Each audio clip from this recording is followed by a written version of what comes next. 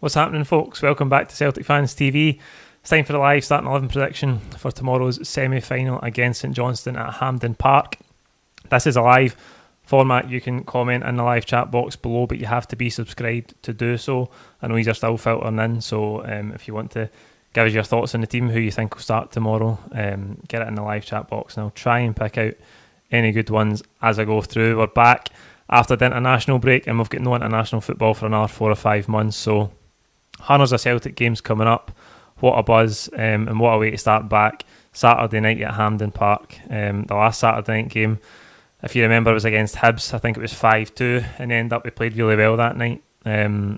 So if it's similar to that night, we'll be doing well. Obviously we lost Betty Auld this week, so it's going to be a really poignant, emotional game tomorrow. I know the Green Brigade have got things planned in terms of displays and tributes to Betty. The players will wear number 10 on their shorts as well, so hopefully we can get a performance befitting of the man tomorrow. St Johnstone, they've come into this beating Aberdeen on penalties and Dundee earlier in the competition. They're the holders of both cups. We know that they had a great season last year.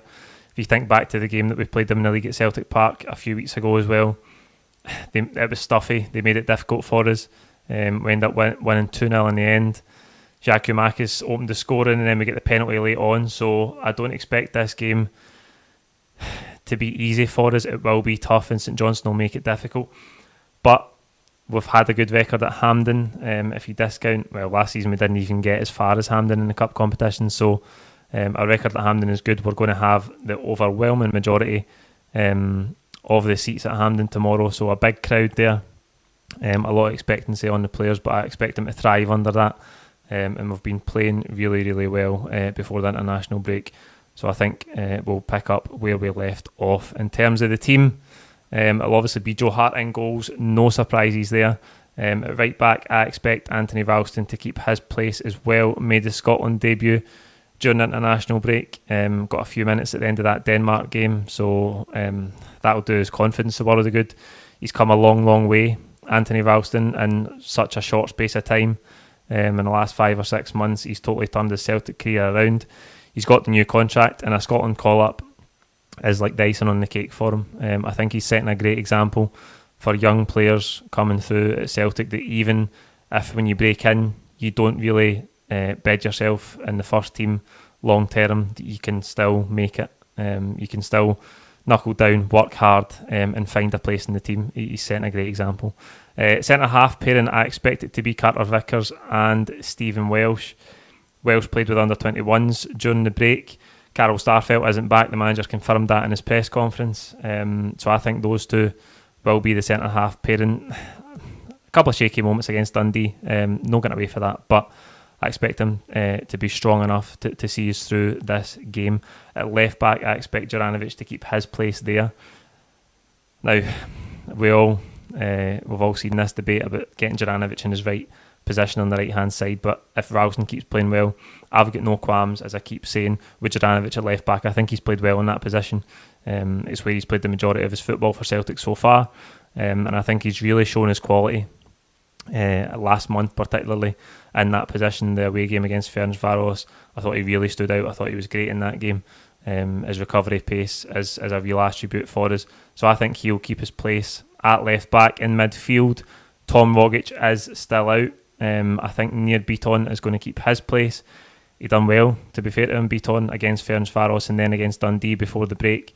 I think he'll keep his place, and in front of him, Callum McGregor will captain the team alongside David Turnbull. I think that will be the midfield three. I don't expect McCarthy. I know I said McCarthy would start against Dundee because I thought Beaton would take that centre half space, but it was Welsh. So I think that will be the midfield three. The front three, maybe a bit of a headache for the manager, because he did say in his press conference that James Forrest has been looking really good, and he's probably in the best shape he's been in since Ange came to the club. James Forrest got a great record in recent seasons at Hampden for Celtic. He scored 5 goals in semi-finals and finals. Abada played 10 minutes in both Israel's games during the break as well. I think the right hand side is going to be a challenge. in terms of the manager's decision making. Sorry, but I think he's going to go with Abada just because how well the front three have been playing recently. I can see a couple of these in the comments saying that we have to start with Forrest. Listen, I'd have no qualms about starting James Forrest, but I've put him in a couple of starting 11 predictions recently and he's been nowhere near it. So I'm not making that mistake again. I'm sure he'll end up playing because I've put Abada in now. You know that's how it works, don't you? I think it'll be Abada on the right hand side. On the left hand side, Jota, the man of the moment. Interesting to hear Ange and the fan media press conference that I was on in response to somebody else's question say that we're not going to necessarily go for Jota in January. He thinks these things have to take a natural course, and if the timing is right for both parties, then the deal will be done. If both parties want to continue it, then it will happen. But I think that's all we need to know in terms of how rapid the club are going to be with it. It's not entirely down to the club. We've got that clause there, but I think it's up to Jota as his agent. What's his agent doing? Is his agent saying, listen, at the end of the season there might be other options on the table? These are all the things that you don't initially think about as a fan, but they are there. So if he can just keep playing well, that's all that really matters for us. We can sort it at the end of the season if that's when we have to sort it. But as I say, the main thing for us is that he keeps up the form since he's arrived at Celtic, because he's been absolutely brilliant.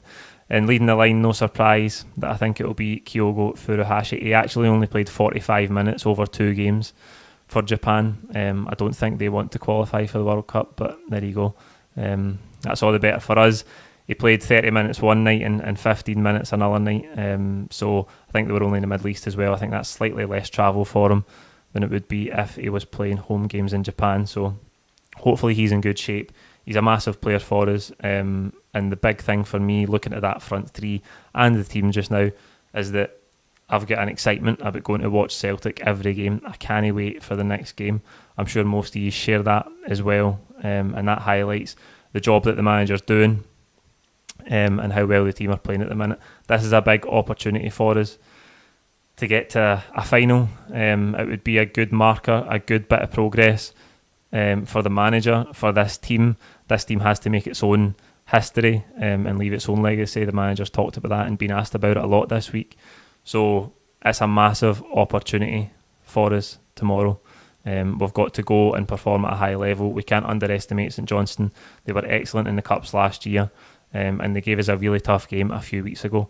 So we can't underestimate it. But I think if we play to the level we've been playing at recently, particularly last month where we were excellent over the piece, I think we should find a way to get to the final.